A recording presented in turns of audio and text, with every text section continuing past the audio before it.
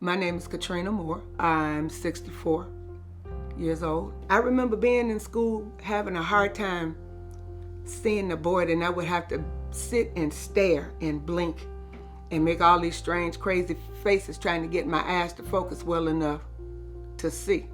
And I was too embarrassed to say anything about it.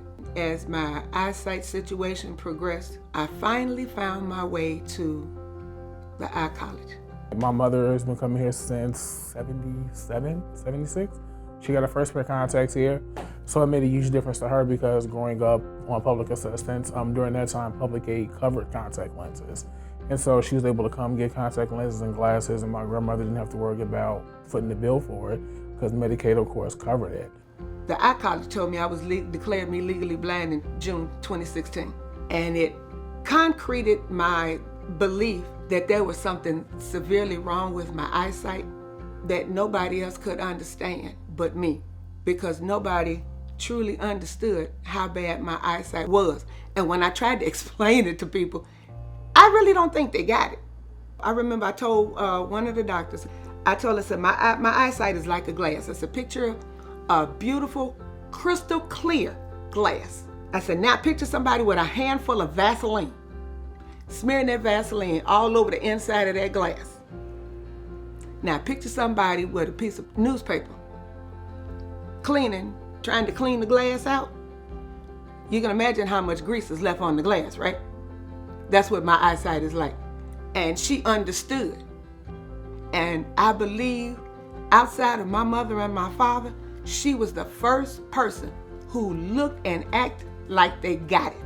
And the fact that my son works there and he's happy in his position, he didn't realize he had a passion for the medical field in any form until he got this job. So I've been coming to the clinic since I think it was about 5 or 7. From a professional standpoint, the advancement in my career, the connections that I've made personally and professionally with patients, as well as with people I work with, people outside of here also as well.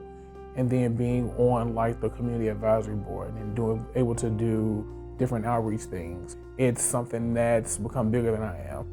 Being able to help people is number one goal. Being able to help people who are poor, minorities in any kind of capacity is extremely important because I am a minority. At one point in time, I felt I was very much below the poverty level, so I definitely know what that looks like, what that feels like. And so being able to give back to a community that I once lived in, I guess you can say, is huge. They made me and people like me feel welcomed, and your economic status didn't seem to matter. Your race didn't matter. Your education didn't matter. All that mattered was you needed a doctor and you needed good care.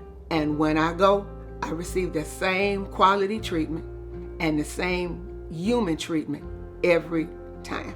My history and my family's history with this institution, it makes it easier to service patients, help them and assist them, because we do mostly service patients who are low income or have no insurance.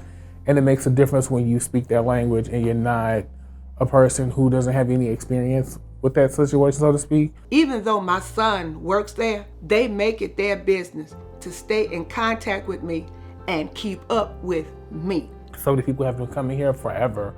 And so because they've been coming here forever, they refuse to go anywhere else because of the quality of care that they get. The level of treatment and the level of respect and the level of kindness that they showed, I appreciate it, because they tell me everything.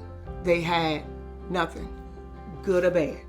My mother was also a patient at the eye college, and she appreciated the how thorough and kind they were, as well as I do. From the time I got my first pair of contact lenses, I've been a patient there ever since. And I just turned 64. And I'm not going anywhere. As long as the eye college is open, that's where I'll be a patient at.